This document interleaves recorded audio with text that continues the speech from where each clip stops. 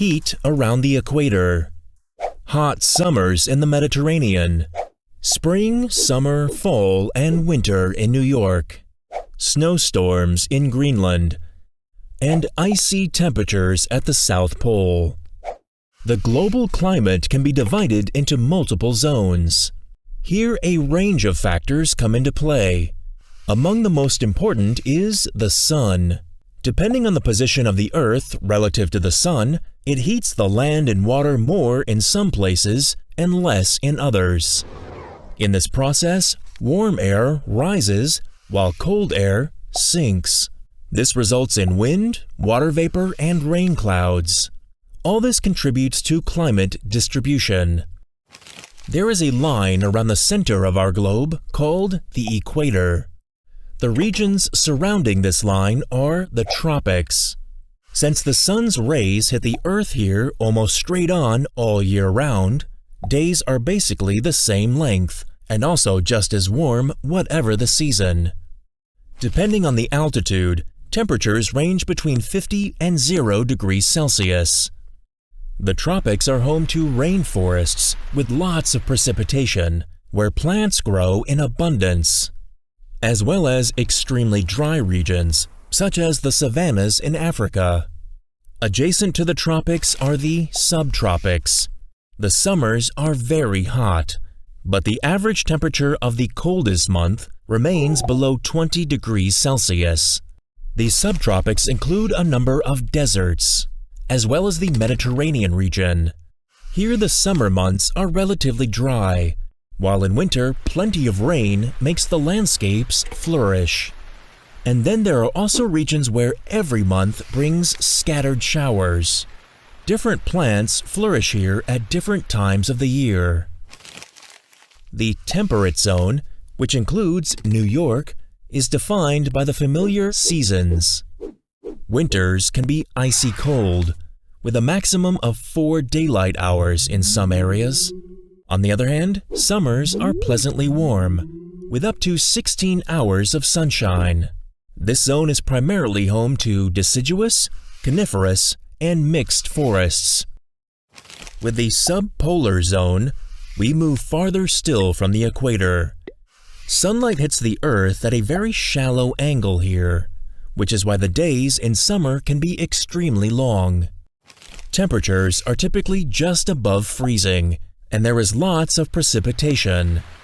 By contrast, winter days are very short, and due to the polar easterly winds, really cold with low precipitation. In the subpolar regions, coniferous forests can still be found in some areas. The closer you get to the polar caps, the bleaker and colder it becomes. Now we are left with the polar zones, also known as cold deserts.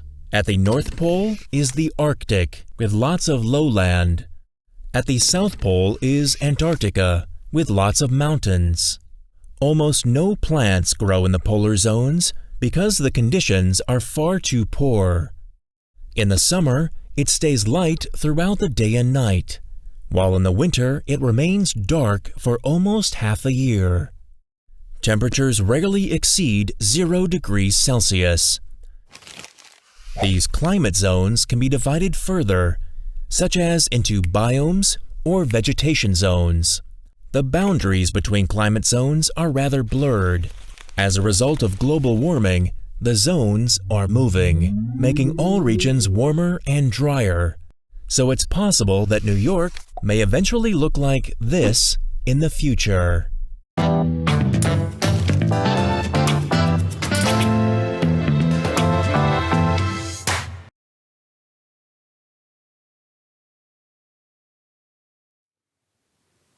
The climate refers to the prevailing average weather patterns of a region over a long period of time. For example, over a 30 to 50 year period.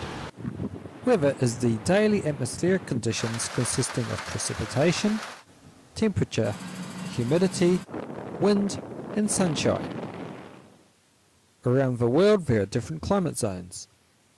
In some regions there are hot and dry deserts. In other places there are warm and wet tropical rainforests, while other places are covered in ice. Why is this so? Now let's examine the main factors that influence the climate of a region. Latitude refers to location in the globe in relation to the equator. Generally, the closer to the equator a place is located, the warmer the temperature is, while the further away from the equator, the colder the temperature is likely to be. This is because on the equator, sunlight or insolation strikes the Earth at roughly a 90-degree angle. This results in intense solar energy as there is consistent length of day. That is 12 hours a day, 365 days a year. Regions close to the equator have warm temperatures all year round. Tropical rainforests thrive in equatorial regions since plants love this consistent light that powers photosynthesis. Because the Earth is spherical, this solar energy diminishes as you move further north or south of the equator. Regions closer to the poles have 4 seasons and very cold winters. Altitude refers to the height of land above sea level. Saturated air cools at the rate of 0.6 degrees Celsius per 100 vertical meters, so at 1000 meters it will be 6 degrees cooler than at the same latitude at sea level. Therefore, high altitude regions such as the Himalayas will be much cooler than other locations at sea level on a similar latitude such as Shanghai.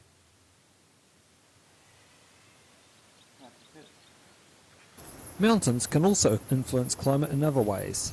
For example, they can produce what is known as orographic rainfall. This occurs when moist air is forced to rise over mountains. The windward side of the mountain will have a wet climate, while the sheltered leeward side usually has a drier climate. We call this a rain shadow area. For example, in New Zealand's South Island, the prevailing westerly winds force moist air from the Tasman Sea to rise over the Southern Alps. Most of the rainfall is dumped on the west coast, which has the wettest climate in New Zealand. The climate east of the ranges in Canterbury is dry.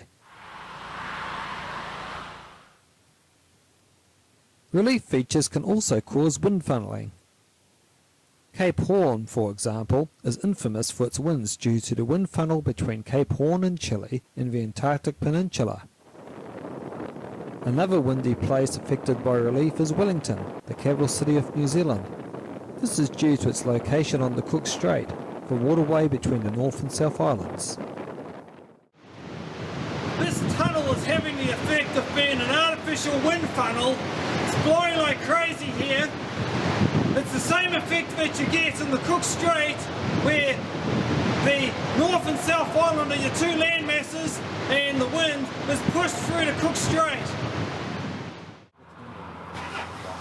The size of the landform and proximity to oceans is another important climatic influence. Small land masses such as islands have maritime climates. Islands have small temperature variations due to the moderation of the climate by the sea. Auckland, in New Zealand for example, has a relatively low temperature variation, being located on an isthmus surrounded by water with a harbour on either side. Auckland's average daily maximum temperature is 23.7 degrees Celsius in February and 14.5 degrees Celsius in July, that is, a range of only 9.3 degrees Celsius. Even on large land masses, coastal lowlands have moderate temperatures all year round, as they are moderated by moisture-laden sea breezes. For example, Sydney in Australia. Large continental land masses such as Asia have extremes of climate. For example, one town in Russia has the largest temperature range in the world. That is a temperature range of 61.8 degrees Celsius. Ocean currents also have a big influence on climate. 70% of this planet is ocean. When an air mass passes over a warm ocean current, the air mass is warmed. When an air mass passes over a cold ocean current, it is cooled. Finally, the world is divided into a series of air pressure systems. Some are high pressure and some are low pressure. Air pressure is measured in millibars, with low pressure being associated with high winds, rainfall and warm air. High pressure is associated with clear skies and a greater temperature range, since there are no clouds to block incoming solar radiation during the day and no clouds to stop radiation escaping during the night. There are high pressure areas at the poles and subtropics, and low pressure cells at the tropics and subpolar regions.